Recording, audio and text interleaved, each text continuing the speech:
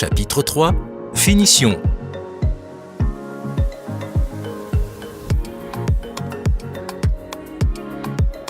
Montage des fileurs. Afin d'ajuster parfaitement votre cuisine à votre pièce, utilisez les fileurs fournis. Pour cela, mesurez la distance entre le mur et le meuble et déduisez 3 mm. Coupez le fileur à la bonne dimension et poncez légèrement l'arête de la découpe. Installez les écarts fournis avec le contre-fileur sur le fileur.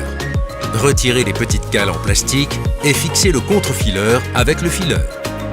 Prépercez puis fixez le fileur à votre meuble en le vissant par l'intérieur.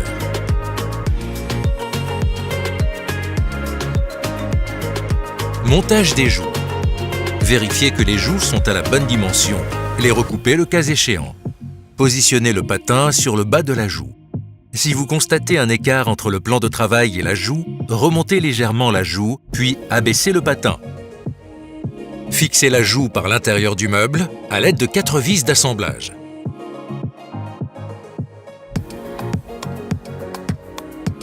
Montage de la crédence. Ajustez la longueur de la crédence à celle de votre plan de travail. Faites la découpe par le verso de la crédence, poncez légèrement pour enlever les petits éclats de bois. N'oubliez pas de faire au préalable les découpes pour vos prises électriques. Selon le modèle de votre cuisine, appliquez le joint de finition fourni au dos de votre crédence. Encollez et posez la crédence au mur. Réalisez un joint d'étanchéité en silicone en périphérie. Montage des plinthes latérales. Commencez votre pose par là où les plinthes latérales. À chaque extrémité de vos meubles bas, mesurez la hauteur avant et arrière entre le sol et le caisson du meuble. À l'aide de vos mesures, découpez vos plinthes en hauteur. Ajoutez 6 mm supplémentaires à vos mesures pour intégrer la baguette de finition. Prenez les dimensions de vos plinthes en longueur. Retracez vos mesures sur les plinthes. Cette fois-ci, découpez en longueur au niveau des pieds avant. Ajustez la longueur de la baguette de finition en la coupant à la même longueur que votre plinthe. N'oubliez pas le retrait de 4 mm pour pouvoir insérer plus tard l'angle de finition. Enfoncez et clipsez la fixation avec autocollant dans le socle de pied. Positionnez sur le bas de vos meubles la plinthe puis la baguette de finition. Montage des plinthes frontales. Même méthode que pour les plinthes latérales, prenez vos dimensions. Reportez vos mesures sur les plinthes. Coupez-les dans l'alignement du côté extérieur de la plinthe latérale.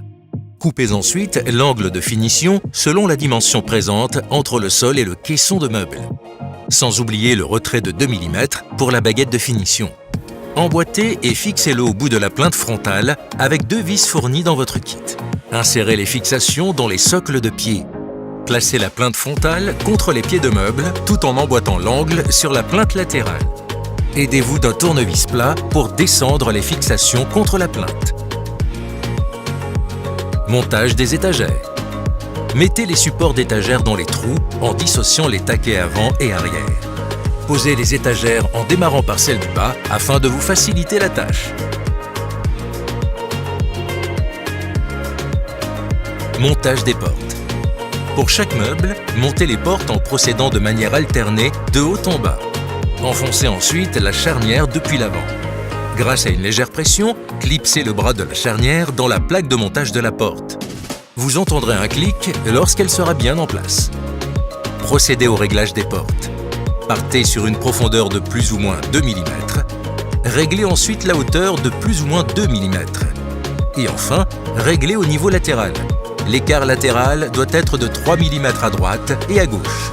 Après les réglages, vous pouvez retirer délicatement les films de protection des portes.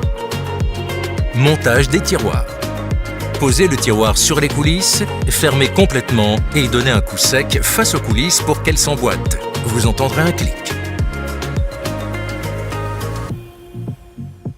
Procédez au réglage des tiroirs en vous reportant à la notice de montage du fabricant. Montage des portes relevantes. Pour retirer la porte, déclipsez-la à l'aide d'un tournevis plat. Pour remettre la porte, clipsez les embasses de la porte dans les bras de la charnière. Si la porte se ferme ou se relève trop doucement ou trop fermement, il est nécessaire d'effectuer un réglage. À l'aide d'une visseuse, vissez ou dévissez la vis de réglage prévue à cet effet. Évier. Percez l'évier et fixez le mitigeur. Faites également le perçage pour placer la vidange automatique si vous en possédez une. Si vous ne l'avez pas déjà fait, posez l'adhésif d'étanchéité sur le contour de la découpe de votre plan de travail. Vérifiez la bonne tenue de votre bande d'étanchéité.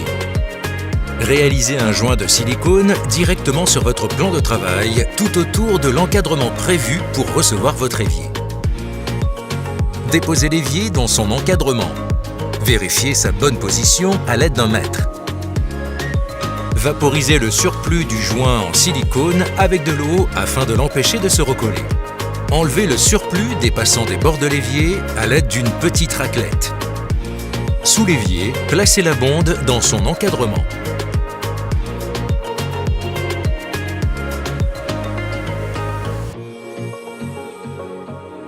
Raccordez le trop-plein au siphon ainsi qu'à la bonde.